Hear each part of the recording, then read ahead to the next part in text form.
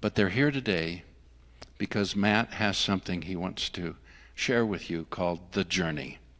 And I'm going to just read the byline. What if the destination is wherever you are? Matt, would you come and share this morning? And do your best not to make me cry.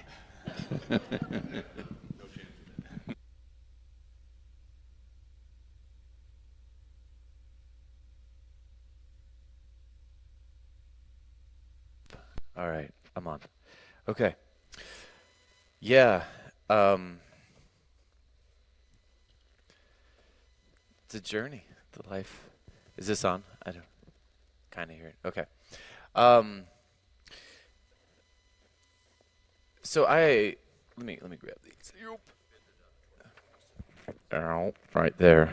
Oh, that's better. Okay. I also miss being here.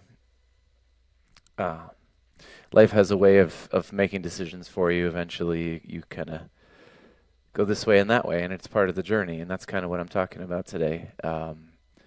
So I'll go ahead and jump right in, but thank you for that introduction.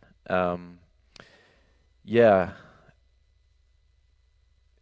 So a lot of this, I don't know. Jeff's had me speak a few times at this church, and I've always enjoyed it.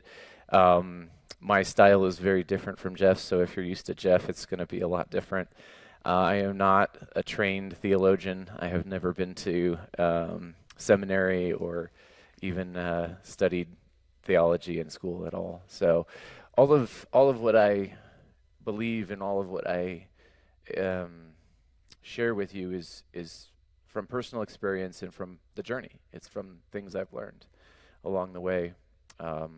And this is actually, Jeff has been a huge impact in my life. First, teaching me all the wrong things when I was a child. And then as part of my journey, coming back into Jeff's life, as he mentioned, running back into my amazing wife, Lisa, his daughter, at the right time in my life for a change. And I'll come back to that as well. All right, well, so your journey, it can be beautiful, it can be very difficult, it can be gut-wrenching, it can be so joy-filled. I think of times in my life where I've woken up on a house on a cliff overlooking the ocean, that kind of joy, right? And I also think of times where I'm in the shower and I can't get out because I'm so depressed. And there's parts of you that are in both of those, right? And God is in both of those things, and it's the journey. Now, like most journeys, it has a destination. And so what is the destination of your journey? Where are you headed, and what is the destination?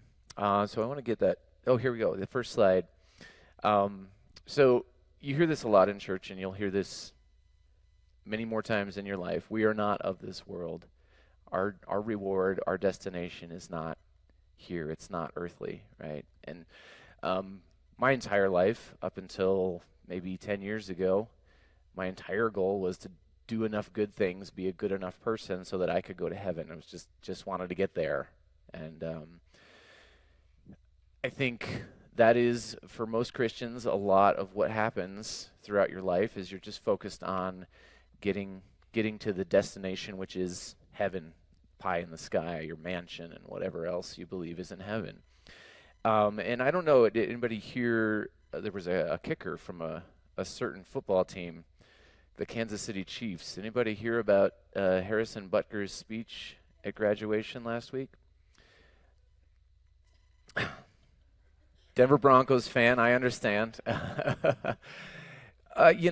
I heard all this stuff, and he said a lot of really controversial things in the speech, so I wanted to go and listen to it. It's about 20 minutes long, and he mentioned several different times that, the goal is heaven, and we don't belong here, and we're just getting through, and the goal is, if we're lucky, if God's graceful to us, we'll end up there. And among many other things in that speech that I don't necessarily agree with, that one kind of struck a chord again, in that most of my life, I believed the destination was heaven. That's it. And if you don't make it to heaven, what's the alternative? Hell, right? If you don't do all the right things, if you don't live your life and go the journey the right way, it's hell.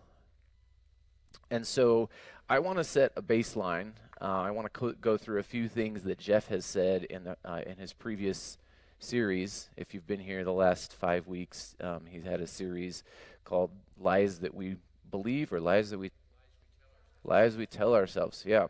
And so I stole a few nuggets of truth that I really liked from that series. And so we'll go ahead and put the first one up there. Faith does not mean believing correctly. I like that. I really like that. Trust in God does not require clarity or certainty. You can be completely confused and have complete trust in God. Lean into doubt. Doubt was something that was always seen as weakness in my upbringing, in my family, in my religion. I went to a private Christian school. I went to a private Christian college, and doubt was not allowed. You weren't allowed to talk about doubts, particularly doubts about salvation or whatever was being preached at your church. Our actions, and I inserted this word sins. I think I'm taking a little liberty there, but I think that's what mostly we're referring to when we say our actions do not have the power to separate us from God. Also very contradictory to what I believed growing up. Mistakes are an essential part of being human. Now that one we know, right? That's not controversial. We know that one's true. And then finally, what if God's most loving act was to choose you, but give you the choice to choose him back? That one I really connected with, because there's this notion that God did something, sent his son back 2,000 years ago, took care of it, but now it's your job, and you have to be a good person, and you have to say a prayer, and you have to believe the right way, and all of those things, right? But God already chose you. You already have it. You are already chosen by God. And the choosing him back is a piece of the journey. You're not required to do so. So, destination, in the next slide here, what if the destination is wherever you are? What if the journey itself is the destination? And I'm going to come back to this. I have basically six talking points that I want to go through, just things that I experienced that I believe about the journey of life, and specifically referring to the spiritual piece of the journey of life. When it relates to your spirituality, how you connect to God and Jesus Christ. All right, so you've heard the quote, it's not about the destination, but the journey. Would God still be interested in a relationship with you if there was no heaven or hell?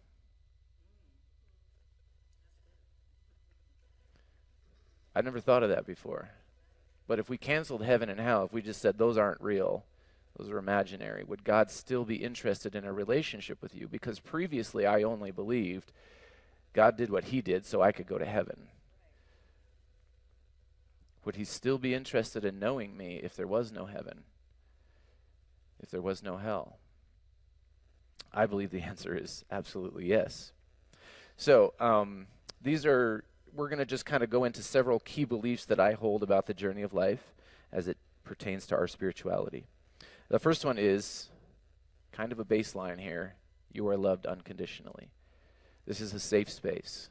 And so no matter what you do, no matter where you go, you are loved unconditionally. Now, we talk about unconditional love as humans. You love your children unconditionally, perhaps. And I don't actually believe that's true. When they're first born, having 3 of my own, there are times where I think there are things that my children could do that I would feel like I can't love them anymore. And it's not because I expect my kids to be perfect or anything like that. I just do believe There is a line that if your child crosses that line, you might not be able to love them anymore. And so unconditional love, there is no line you can cross that can break unconditional love. There is nothing that can happen that can break unconditional love. And so starting from that safe space, if you understand that at the beginning or at any point in your journey, it creates freedom. It creates the ability to really dig into the journey and experience life and not worry so much about, am I doing it right? Am I doing everything right to get to that one destination at the end in the sky that nobody has ever really seen? And so starting with that safe space, I think the next one is text, yeah? Our Christ journey is one of learning to trust and believe again that we are loved unconditionally. This is a quote from Jeff, by the way. Reconciled to supernatural relationship with the Father, Son, and Holy Spirit. And so believing that is actually a piece of the journey. I didn't believe that because in our world, there is no such thing as unconditional love. We can't do that, right? There are things that will violate us to the point where we can't love anymore. And what we're taught is that if you don't do the right things, if you don't say the right prayer, if you don't live the right life, God will banish you to eternal conscious torment.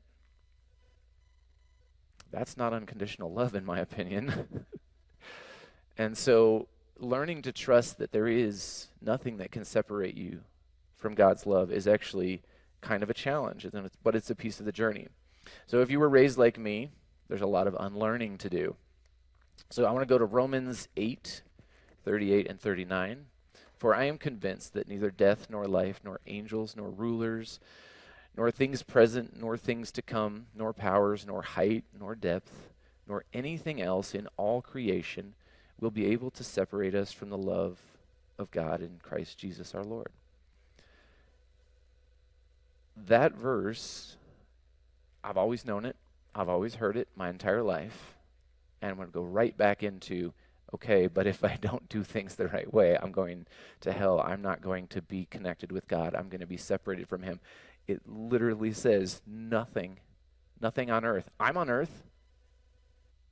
I can't separate myself from God.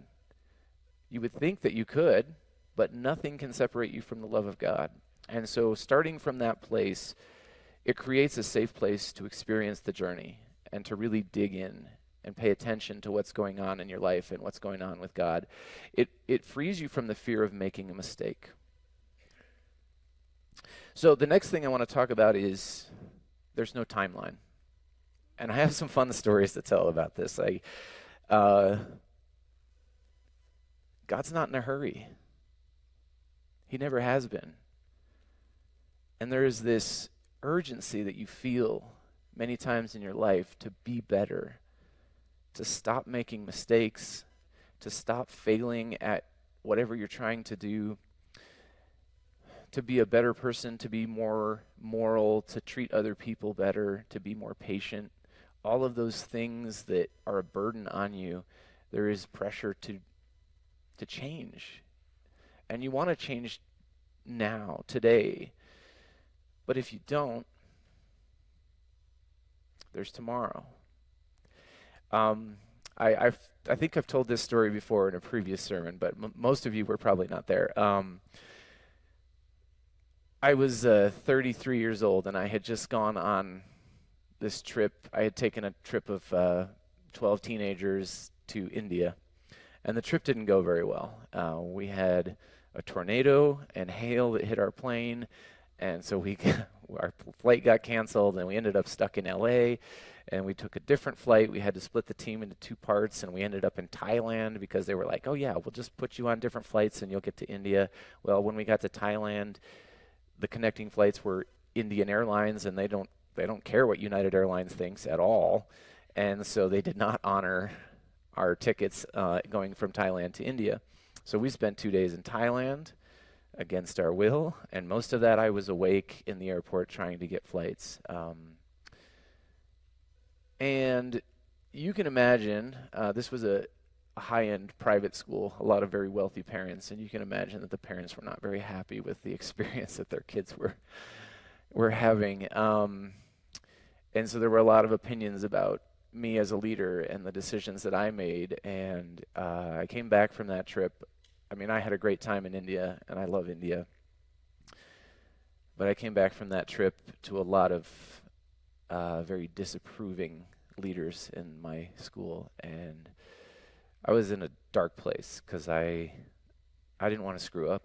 I didn't want to be a person that made mistakes, right? 33 years old, I should have learned enough by now that I just am mature enough to do things and make the right decision. And I was stressing out about this. Now, there was another woman on the trip. She was a chaperone as well, and she was in her late 60s and just one of the most incredible humans I've ever known. Very patient and kind and thoughtful, and just all of the things that I kind of wished I was. Slow to speak, and just I had so much envy for who she was as a human, and I was like, I'm headed there. I'm gonna be that person, right? I looked up to her so much. And one day I was in the break room getting coffee, and she walked into the break room, and I just kind of vented on her. I was just like, I wish I was better. I wish I had grown more. I wish I was further along in my journey, more mature. And she said, I know what you're saying. I've had 3 parents come at me this week. She was a librarian at our school. And sometimes I just don't understand how I haven't grown more than I have. And I'm just going like, here I am at 33 years old thinking I'm almost there, but I just need a little bit more work, and I'll get there soon. And she's at 68 telling me, it's not gonna happen. You're never gonna get there. And the truth is that there's an infinite amount of growth for you. So why would I have expected that I was going to get there in this lifetime, let alone by age 33? And it shook me a little bit. I actually was really disturbed that someone who I looked up to so much still felt like they had so far to go. And someone who had experienced so much more life than I had still felt like they had so much growth to achieve. And I think that speaks to this timeline. We have our own timeline, but God's not in a hurry. He's willing to work on you over your entire life, and as I believe, beyond your entire life. I believe God works on you after you're done here. I don't think it's over. I think it would be crazy to think that we could do all the growing that we're possibly going to do in this lifetime, given that there is eternity after. So, slow down. Don't be in a rush to grow. Be patient with the process. The next point I want to say, there is no right or wrong path, and this flies in the face of everything you've ever heard. How many of you remember the wide path that leads to destruction and the narrow path that few people find? Now, I spent a lot of time in my teenage years with consternation, worried about being on the right path or not. And every decision that I ever made, I thought, this might take me on the wrong path.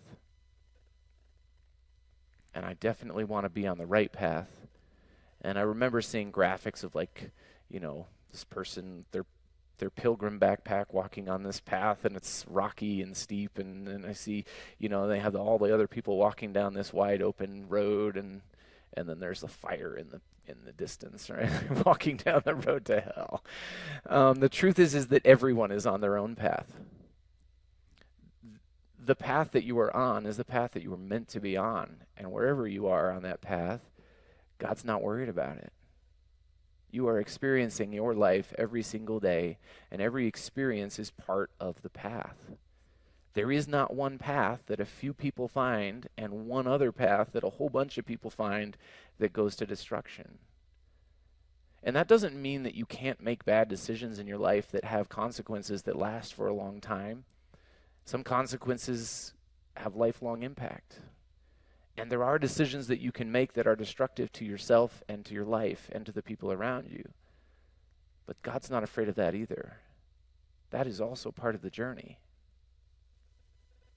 There is no use for regret, because regret only focuses on behind you rather than what is ahead of you.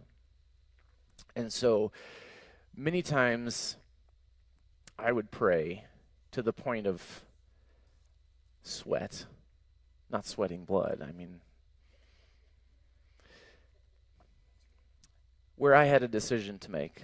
I'm choosing this college or that college. Should I move? Should I quit this job and get a different job? Should I take this job or should I take that job? And every single one of them I thought, this is either the right path or the wrong path, and I'm going to screw up God's plan for my life if I don't take the right path. And when I look back, some of the worst decisions I've ever made in my life are the things that have changed me in the most profound ways. And if I hadn't made that horrible decision and taken the wrong path, I wouldn't be who I am today. I would not have had that opportunity for growth, for maturity, for wisdom. God takes everything that's on your path and he uses it to help you grow if your perspective is right. Now, I do think there is a wrong perspective where something goes wrong and you say, I'm the worst, I'm an idiot, and then you just continue down that path and you don't focus on what could I do differently next time. I do think there is an opportunity to perpetuate mistakes along the way, but there is no wrong path. All right, the next one. Certainty is self-limiting, and this is something I've actually preached a whole sermon on certainty before, and Jeff talked about certitude in the last one. Certainty has become like kind of a bad word in my life. I don't like certainty. I mean, I like it, but I hate that I depend on it. And I hate when I hear other people that are certain. This is one of those. The Harrison Butker football kicker from the Kansas City Chiefs that gave the commencement. If you go and listen to the, it's a 20-minute long commencement address that he said to the students at Benedictine College.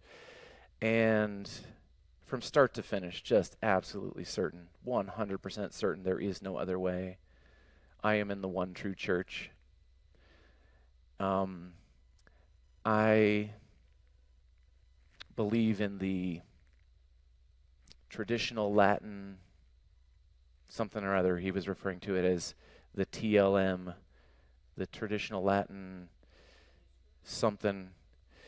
And it's the only thing that's real. Everything else that you could possibly believe in Christendom or other religions is all false.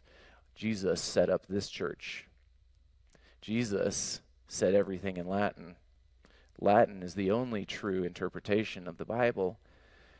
And that type of certainty is so limiting. It blinds you from everything else that's possible. And when I become certain of what I believe, I shut off my mind to hearing other perspectives. And I can promise you, he's getting a lot of other perspectives right now. He's not listening to them. I had a friend of mine that said, I can't believe someone in this day and age would say all of those things. Now, particularly one of the things that most people are really angry about is that he addressed all the women that were graduating and said, congratulations on this great achievement, but it was a big waste of your time and you should stay home and be a mother.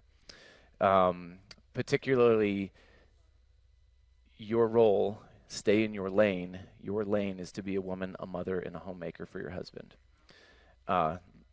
Almost word for word saying that. So, okay. So kind of inflammatory. But what I said to my friend is like, he said, I can't believe someone would say that in this day and age. And I said, the people he was talking to love it. They're not angry at him. 90% of this country thinks he's an idiot. But the 10% of people that he cares about agree with him and think he said a great thing. And so, but he won't hear the 90% that are saying, that's crazy, man. And so what happens when you when you have certainty, it limits your ability to hear other perspectives. What it does also is it eliminates your ability to feel empathy for someone else. So here's an example. When I was young, I was raised in the blue-collar home, and we work hard, and we earn everything we get, and government programs were for weak people. Unemployment was for weak people who didn't want to work. Food stamps, all of those types of things. Any type of program that would help people get a job that were having trouble getting a job. And so I grew up as a young person, and I don't think my family was like particularly bigoted, or I think that that's just kind of a badge of honor that blue-collar America wears. We work hard and we don't take handouts, and that was kind of my perspective, right? I was never able to see empathy, someone on the other side. I was never a single mother who needed that money. I was never someone of color who was trying to get a job in a country where it is substantially more difficult to move up the corporate ladder if you are a minority. And I was never able to see that perspective because I was certain about what I believed. There are so many other things in life that we're certain about that blind us to other people's struggles. It blinds us to other people's reality because our reality is so firm. Nobody works hard to become certain, only to immediately abandon that and say, what if I'm wrong? And go do research, and find out if there's other perspectives. You do the work to become certain so that you don't have to worry about whether you're right or wrong. And then you shut out everything else because you figured it out. And I think that's such a dangerous place to be. You don't move forward when you're certain. You're standing on bedrock. What you believe is bedrock, because there can't be any other truth, so here's where I am and this is where I'm going to stay. And you don't move forward on your journey. So it is severely limiting to where you can go and what you can experience. My advice, and something that I have been working towards, this is kind of a mission of mine, is to approach things with curiosity. Now, my wife knows this. When I am the most certain is when someone challenges my beliefs or accuses me of doing something wrong or incorrectly. My first response is certainty. I will respond because I know I did this, and I planned it because I thought through this, and I am a very logical human, and therefore I am correct. Everyone else shut up. What's that? No, I would never, no. And I'm never wrong. So the issue with that is that you put up this wall immediately whenever someone comes at you, challenges you, criticizes you, and you eliminate your ability to grow or hear that criticism and evaluate it. And if you're able to respond with curiosity, maybe that person is way off base. Maybe they're telling you you didn't do your job correctly, and they're wrong. Maybe you did do your job correctly, but it doesn't hurt you to be curious. Okay, tell me more about why you think I did that wrong, and let's talk about it. And maybe somewhere in the middle is the truth. Probably mostly in the middle is the truth, right? And so that certainty is very, very damaging to your ability to grow and travel on your path in the journey. All right, and then the next point here. Oh, sorry. I actually really like this quote, mostly because I came up with it. The heart of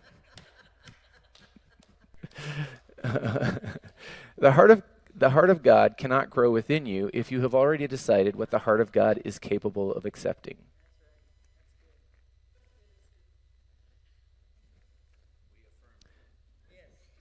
This is going to be like a little tilde Matt Whipple. All right. Okay, so the next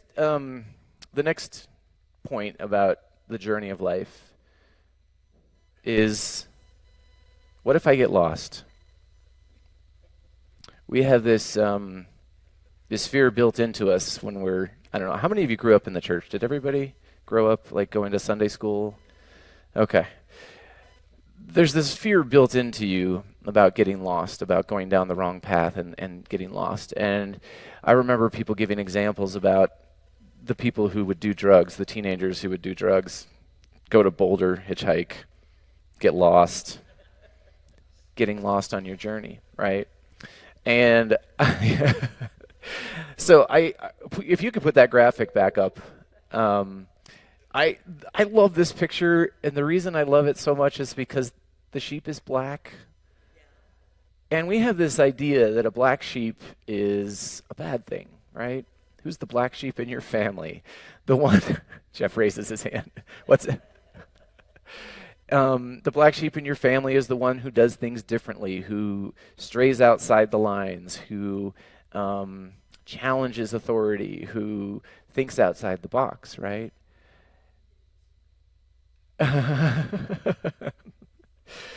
And I think we have this idea that someone who thinks outside the lines, someone who is willing to take a chance, a risk, and do things differently than everyone else is a bad thing. But I don't think that's true. I think that being the black sheep allows you to experience more. And I don't think in my family I'm the black sheep, but I'm probably sometimes could be considered the black sheep. Getting lost is something that can't happen. And here's why. Because Jesus is always where you are. You are always in the presence of God, no matter where you go. This is another thing from one of Jeff's teachings, is that the Bible is not the Word of God. Jesus is. And I used to think that the Bible was the way that I would stay on course, right? If I was confused about something, or if I made a mistake, or if I wasn't sure about this thing or that thing, I'm going to go read the Bible and pick it up. And sometimes I had this thing where it was like magical Bible, where I'm just going to open it and start reading and see what it says to me. Kind of like a fortune cookie. And all along, I had Jesus. Right? And so I would be going to the Bible, and I think that one of the things that I've been burned a lot, because I see people use the Bible to manipulate. I see people use the Bible to get people to do what they want, or to illustrate a point that they believe in. We know the Bible has been translated thousands and thousands and thousands of times by humans. And it's not that I don't believe the Bible is valid. I believe that the Bible is incredibly useful. I think that it is something that challenges you, that forces you to struggle, right? And I think that that's a really important thing. But when I get lost, when I'm not sure where I am, Jesus is the light, not the Bible. And so I don't know that there is even the opportunity to get lost, because it doesn't matter where you are. Christ is with you. Always has been and always will be. So to wrap up, I want to share one final thought in a scripture.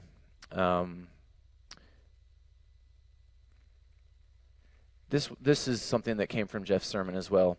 Jesus doesn't invite I didn't write the whole thing down, so I have to look back here. Jesus doesn't invite you to a relationship with God. He is your relationship with God. And that was something that when I heard that, I was like, yeah, that's true, and it's always been true. I have always connected with God through Jesus. It has always been that passionate relationship that I have with Christ is the way that I connect with God. And when I feel far away, even though I'm not, also addressed in Jeff's former series, when I feel far away and separate and distant, it's an easy way back through Christ. And it's just a simple conversation. So 1 John 4, 7 and 8. It says, "Beloved, love always, include others. Since love springs from God, its source is found in the fellowship of the Father, Spirit, and Son. Everyone who encounters love immediately knows that they too are born of the same source." I think there's one more verse. It is not possible to fully participate in love without discovering God. To love is to know God. To know God is to love.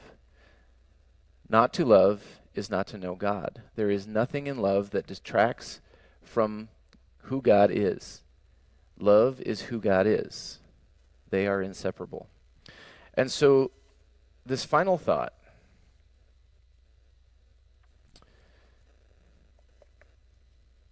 before we go into this final slide, I want to give a quick explanation of something that I've been reading about, learning about, studying.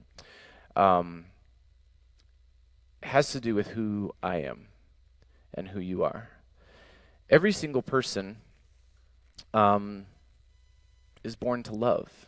We have this notion that we're born wicked, and we've been told that and taught that over and over in our lives, that we were born evil. And science is proving that that's not true. Has anyone ever heard of interfamily systems? Okay, so it's a mental psychological therapy philosophy. I'm not sure philosophy is the right word. Theory that within yourself you have voices, and we hear the voices. We know about the voices, right? Sometimes the voice tells you you're an idiot because you did something goofy, right? I left my drink on top of the car and drove away. And then the voice says, you're an idiot. What's the purpose of that voice? The voice doesn't want me to leave the drink on the car, right? But that voice is part of me. It's not a voice that's outside of me, it's part of me, right? And the theory behind this interfamily systems is that you have all kinds of voices that are inside of you, and their purpose is to protect you. And so I'm not going to go too in-depth with this, but when you do something, it is almost always motivated by some voice inside of you trying to protect you. And so, like, I can think of things like, don't do illegal things because you don't want to go to jail, right? So that's a good example of a voice that's protecting you. I'm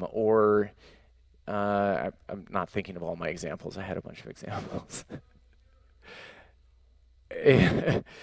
But then it also goes into, so the voices that are there to protect you, like the one that tells you you're an idiot for leaving your drink on the roof, it's a self-critical voice, right? Because if you make mistakes like that, people will judge you, you won't be respected, and so these are all there. So the theory behind this is that all of these voices are there, and they're meant to protect you, but sometimes the voices get out of balance.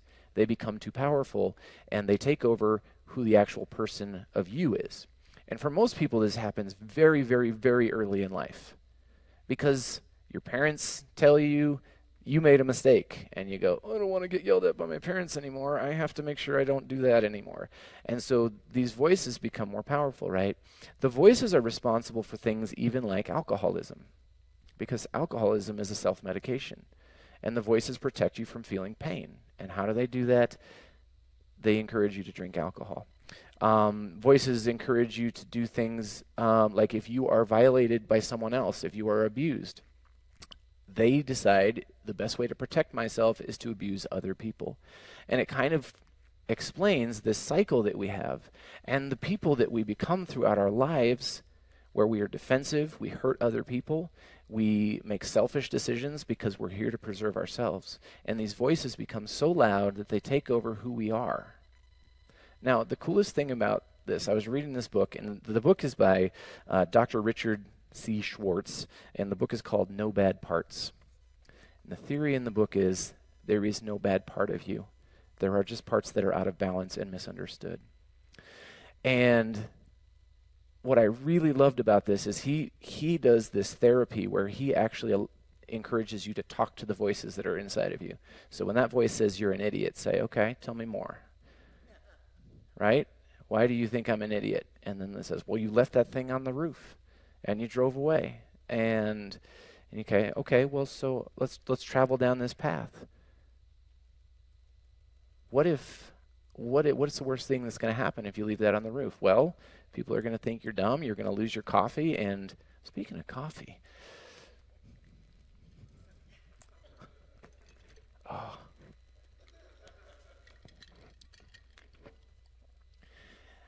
And then you, got ice. And then you travel down this path with the voice and you develop empathy with the voice in your mind. And when you start to understand the voice, you bring the voice back into balance. Okay, so all of that to say, this is like some like high-level therapy stuff that I've been studying because I want to help understand the voices that are inside of me. Because I believe that there's a way that you can use those voices for the purpose they're intended to. But the main thing that really, really hit me with this theory is that he talks about when you start to get down and you start to communicate with these voices and separate from the voices and find the true self. The theory embodies this belief that there is a true self behind the voices. The true self comes out, and there are specific characteristics that come out of you when you strip away the voices and get down to your true self, and all of them are good. He refers to them as the 8 C's, and the 8 C's are things like compassion, caring, curiosity. Curiosity is one of the things I wanted to approach the world with. Less certainty, more curiosity. All right, so let's get that last slide up there. What if the destination of the journey is your true self? Finding your true self through this life, through all the experiences that you go through. What if it's not about getting to heaven, or not even about getting closer to God? You're already as close to God as you can be. What if the journey is about finding you? The you that's buried under life, that's been buried by difficult experiences, things that hurt, things that caused you to protect yourself. God is about,